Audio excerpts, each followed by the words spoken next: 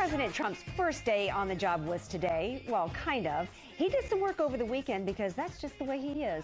But today was his first official day on the job, Monday, after being sworn in on Friday, and big changes are coming. Here to talk about all that is our friend Barry Nussbaum, helping us to guide through it. Now, before the break, Barry, we were talking about immigration and Obamacare, but I want to know the main thing that he talked about on the campaign trail was the wall. Do you think he's going to build that wall?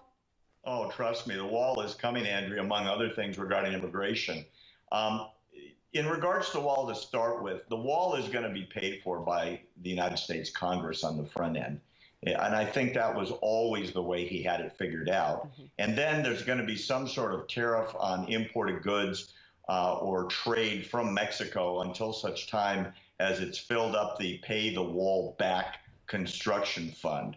So in terms of how he gets it done, that's my guess. And I'm hopeful that starts right away. People forget that the cost of illegal immigration into the United States, especially across the southern border, is in the billions and billions of dollars.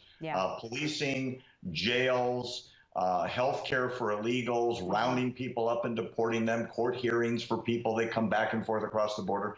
So the wall will be step one. Step two is Trump talked about this over the last several months.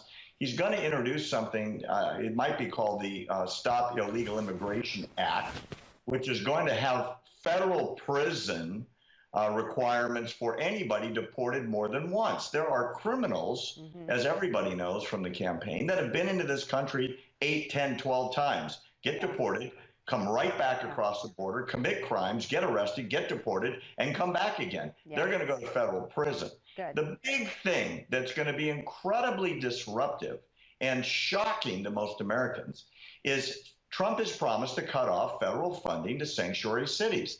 Now, how big is that? Enormous. There are mayors across America refusing to honor federal immigration laws to the point of blocking deportation of illegal aliens in their cities. And this is Chicago and New York and Los Angeles. We've practically become, excuse me for interrupting, Barry, we've practically become a sanctuary nation, including bringing in, bad guys from overseas with the refugee program. So I'm hoping that stopping that actually is going to be on stopping the bad guys from coming here in advance. I've got to move on to today. He vowed to drain the swamp. That was another one of his promises. And today he actually imposed a hiring freeze that really ticked off some of the public labor unions.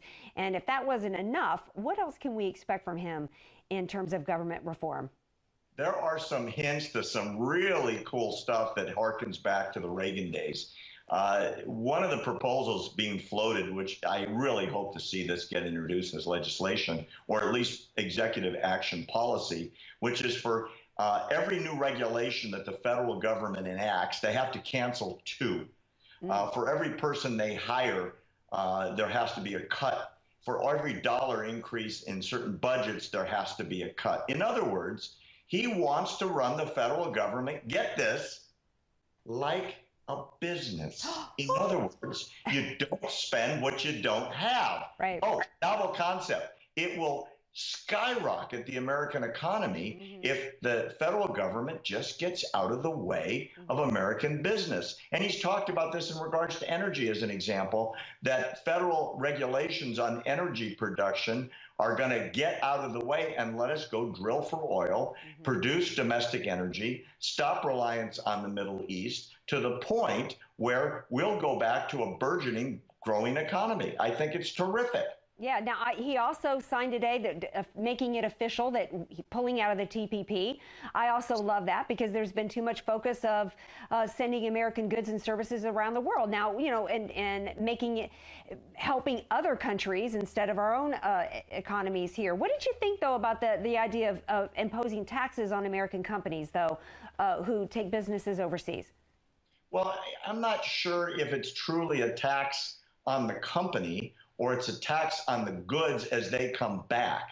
Look, he controls, as Teddy Roosevelt used to call it, the bully pulpit. He has tremendous leverage on American business. He has accomplished an extraordinary amount of policy change in the tides of where companies are producing their products, goods, and services, even before he was president of the United States. And lots of press on the carrier deal, on the deal with Ford and others that are now changing their mind, not building in Mexico, not exporting jobs, and they're going to do it here. If, on the other hand, they want to export jobs, which means American workers get laid off and they go employ Mexican workers or Guatemalan workers or Chinese workers, that's okay, but it's going to cost them more money to get those products into the country. And that will incentivize them to stay here. The second thing that Trump can do is make a lot of noise about jobs that are going overseas. And that has a tremendous effect,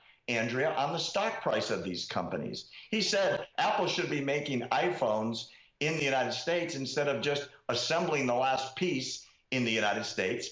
And that would be additional hundreds of thousands of jobs here. It could be done if he keeps making the noise about it. And you know what? That keeps the people employed or builds jobs that weren't there, builds tax base that wasn't here. And I got news for you. If he can do that, he is going to be riding a huge tidal wave of support. Yeah, and on top of the regulations, you know, it's a combo approach.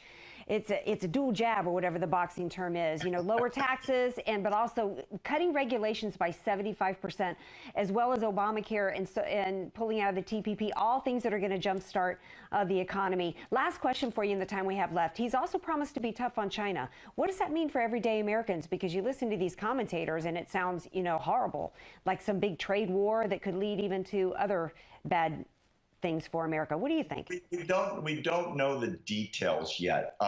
China has built an economy largely around exporting products into the United States that were formerly made in the United States. I remember Walmart 15 years ago was very proud that everything was made in the United States that was sold at Walmart. Now almost nothing is. It's all from China. There are so many jobs that could be created here by encouraging companies to stay here. Now, China doesn't like that, of course not. But we've been subsidizing the Chinese economy while they regulate their currency to keep their products cheap. So I don't think it's so much as being tough on China as being pro-American, and that's a good thing. In another area, in the military area, China has been very aggressive in the South China Sea, and the United States under the Secretary of State Kerry's policies have literally looked the other way. I think it's very important for China to understand that there's a guy in the White House now that is going to set American policy the way it used to be set. Say something and then back it up. Mean what you say and say what you mean. The world is not used to that, Andrea. It hasn't been like that for 8 years. And starting with China and elsewhere around the world, especially the Middle East, we're going to see a new American foreign policy, and it's already starting. Yeah, absolutely. And to me, it all comes back around the one central theme of his candidacy, as well as his inaugural address. And it's about putting America first and making America great again, and putting our priorities in line over other countries. Barry, thanks so much for being here. Appreciate it. Coming up next.